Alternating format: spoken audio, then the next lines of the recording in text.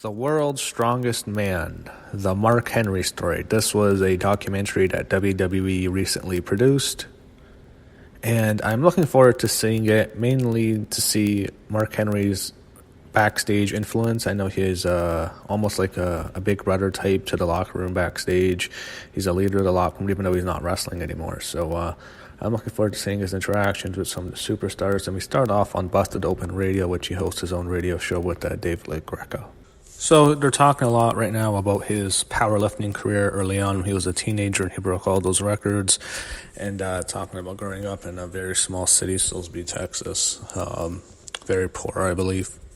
That's a great story. His whole town, they basically raised money. They all worked together to raise money so he can go train in the Olympics. That's pretty damn incredible. So they talk about his friend and mentor, Terry Wall. He was his Olympic training coach, and he trained him to the top of the Olympics. I'm not so sure if he's still alive. He was older. Looks like he's probably passed away. So eventually he gets a call from Vince McMahon, and Vince offers him one of the most guaranteed contracts, heavily guaranteed contracts at the time in the 90s.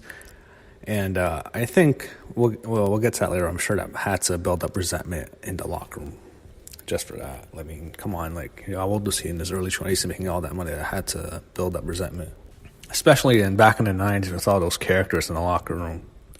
We see a lot of him when he first debuted. He attacks Jerry Lawler, and as I said, there was a lot of resentment. One of them, it seems like one of the biggest sources was JBL, which should come to the surprise of nobody. But Mark Henry has done interviews saying JBL basically bullied him in the backstage, and JBL did that to everyone. I mean, who hasn't? He bullied all the younger guys. We all know his history, so you can clearly tell he had a lot of heat backstage for the way he was treated, and he didn't have the best attitude backstage either. He was young. He just, I think, had a great showing in the Olympics, so I think he probably seemed, he had to win over the locker room before I think he really gained respect.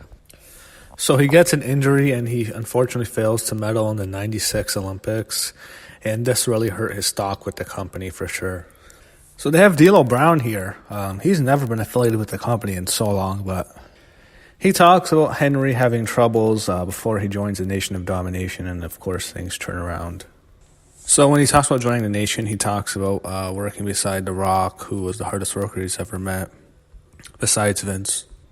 So they go to the stuff with China. This was the beginning of the whole sexual chocolate stuff. This was actually really entertaining. I forgot this stuff happened. It's like China's such they've erased her so much from history. It's hard to remember some of the stuff they used to do with her. And she was such a focal character in the Attitude Era. So I forgot a lot of the stuff he did with the sexual chocolate with China. And of course, it became it went a lot overboard. The stuff with Mae Young, and we'll get to that with the whole hand. So the whole sexual chocolate stuff, it makes you laugh because it's surprised me to even air this stuff, because they know a lot of kids watching and working with the WWE used to be in the 90s at the Attitude Era. And we get to the Mae Young stuff, which was, oh my God, that was some of the worst stuff you'd ever see. The hand stuff is it's so bad. It's not even funny. It's like, oh my God, how are you even a fan of this when you watch that? It's like, as good as the Attitude Era was and how much money it made the company, not everything was great. So he's talking more about, the serious competition at the time. You had the most talented roster probably ever.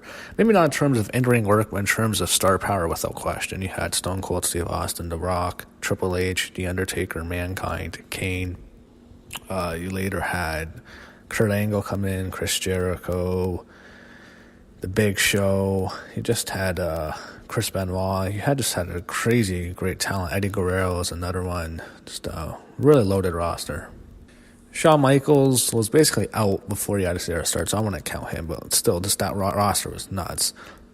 And you had some of the tag teams like Edge and Christian, the Hardy Boys, Dudley Boys. It was just crazy. So they sent Henry down to Ohio Valley. They did that with Big Show, too. Both of them got sent back down to Ohio Valley Wrestling, and they both came out a lot better from that because of being sent down.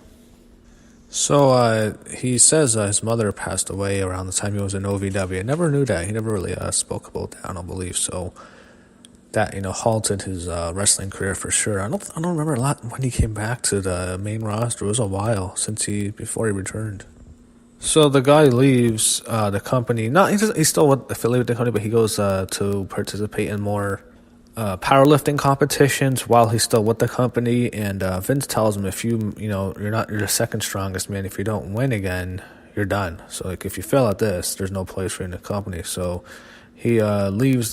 He's still affiliated with them, but he goes and does a lot of competitions. He goes to Texas and trains for a while. And it was a while before we saw him back on the main roster. So they show Henry breaking the records, what he's doing, and they show him meeting Arnold Schwarzenegger.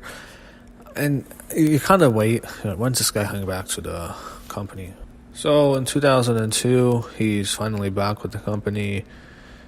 Here, again, this was from 2002, I'd say, to around 2005. He'd come back and be like injured again. He'd like miss 6 months. It'd just be injury after injury after injury with this guy. So with him, they show another champion in 2008 when he wins the ECW title, and they made him the world's strongest champion at that time. He was really good there. But at the same time, the problem was it was ECW. I mean, it was not a world title, the actual title. They kind of skip over like some of his more struggles, all the injuries he had. Because I remember from 2002 to 2008 or something, every single time this guy was injured. Like he would just get injured from the smallest things. It'd be a knee injury, a shoulder injury, a foot injury. All the time he was injured. It was incredible. So he leads up to the best run of his career by far, which was the summer of 2011. He goes on the Hall of Pain winning streak. He's just destroying everyone on SmackDown.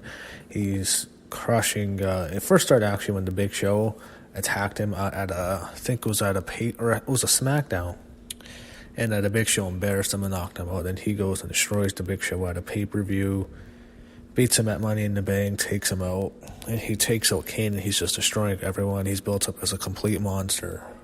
Then when he beats Randy Orton and wins the title, which I fully expected, I was surprised. I remember when that happened at that show, Night of Champions 2011, there's all these stunned people in the crowd, like, what the hell, Mark Henry champ? Like, we can't tell the way they were building up he was getting the title. I was a little surprised. People were so shocked.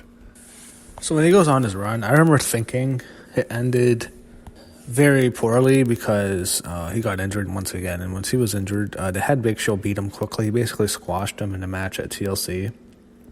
A chairs match, I think. And right away they had Daniel Bryan cash it in, the Money in the Bank briefcase, and he beat Big Show for the title. I thought the better way to go was to have Henry beat Big Show again if he was still healthy and go all the way to WrestleMania to face Daniel Bryan, who cashes in his Money in the Bank, and Daniel Bryan beats Henry at WrestleMania, and that's how you end the Hall of Pain run with Daniel Bryan slaying the Beast. I thought that would have been really good. The guy does a lot of work as an ambassador for the company outside the ring. Him and Big Show, I think, do a lot of that. He does a lot of work with the Special Olympics, so the company's really involved outside of the ring. And one of the main reasons I think people complain, or maybe unjustly complain, about the product being PG is the company has a lot of sponsorships and they work with a lot of groups. They do a lot of fundraisers, a lot of events that they didn't do 20 years ago. And if you have a product like you saw 20 years ago, you probably can't get those same endorsements. Work with the military, works a lot with several charities. WWE has several relationships. They have a really great relationship with the U.S. Army, so they do a lot of fun charity work with them too. Now they go to the best segment of his career by far, which was in 2013 when he teases his retirement on John Cena, and he turns heel, and it's a shock. I just remember thinking that was just an amazing segment. This was really great. I mean, he's never did an actual retirement speech when he actually retired. He was kind of the Hall of Fame this year. If you saw his speech, that was basically his retirement. But this was, without question, the best fake retirement speech they've ever done. What made this great was it was actually his retirement speech he just said, but it wasn't actually him retiring. So I think he actually signed a 5-year deal when he was supposed to retire in 2013, but 5 years later, he does retire when he's inducted to the Hall of Fame in New Orleans this past WrestleMania at the Smoothie King Center. I know him and Big Show are close friends, and Big Show is the one who inducted him. They show him with J.J. Robertson backstage, who he was in the Hall of Fame too as the Warrior Award winner. So they show him at the Hall of Fame getting the award, or getting the plaque from Triple H and Vince. There's a lot of, the camera, they showed a lot of stuff following him. We don't see, I would like to see a little bit more of his backstage influence. So they go to a lot of highlights from his Hall of Fame speech, which was a very good speech. One thing I was wondering from the Hall of Fame was everyone was there for his speech, but everyone left, I think, for Goldberg's speech. Who went after him, even though he got a much better reception than Goldberg. I actually see a lot of empty seats in the front row.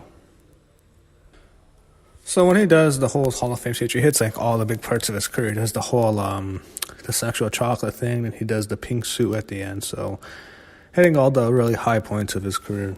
He did a really good speech, and I think most people going in knew he was going to give the really best big long speech. Yeah, every Hall of Fame has that big one. He was definitely going to do it. He did a really good job there, and I think it meant well, like, because I think Goldberg was there, and they had a few other inductees, and that Hall of Fame last year was probably one of the weaker ones because you didn't really have as many great speeches as you usually get, and so I think it was just going to be him giving the really good speech because everyone else was kind of, was kind of quick. So they go through the Hall of Fame part when he gets inducted. The next part is him going to the University of Texas at Austin. And you see that famous clock tower. And he's at this giant physical culture library at the University of Texas, and there's pictures of him there. So I enjoyed the documentary overall. I thought it was a good documentary. They didn't go, he didn't talk a lot about some of his more recent work with the company, his work backstage. I know he's really a locker room leader, but I thought it was a good documentary. It was more about him and his whole journey, so I thought it captured it really well, and I thought it was a good documentary, so I'd recommend watching it on the WWE Network.